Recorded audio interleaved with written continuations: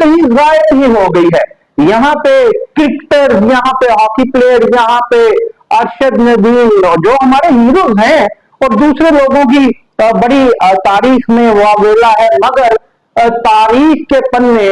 नस्लें लोगों के वास्ते खाली है, और उसकी यादगार के लिए ना सुबह पंजाब में कोई महकमा सारा की दिमाग काम करता नजर आ रहा है, और वो एक मतरूकुल हाल इमारत की शक्ल में मौजूद है। मगर याद रखिए, कौमें पाइंदा और ताबिंदा वो होती हैं जो अपने कौमी हीरोज को, अपने लीडर्स को, अपने साइंसदानों को और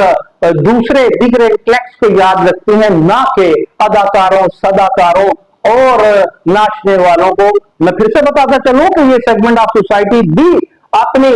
ग्रां कदर खिदमात के पेश नजर याद रखा जाता है, मगर अगर हम तरजीह इन्हें दें और अपने साइंसदानों, आलमों और इंटेलेक्ट्स को भुला दें, तो फिर कौमें तरक्की पाइंदा और ताबिंदा बिल्कुल नहीं होती।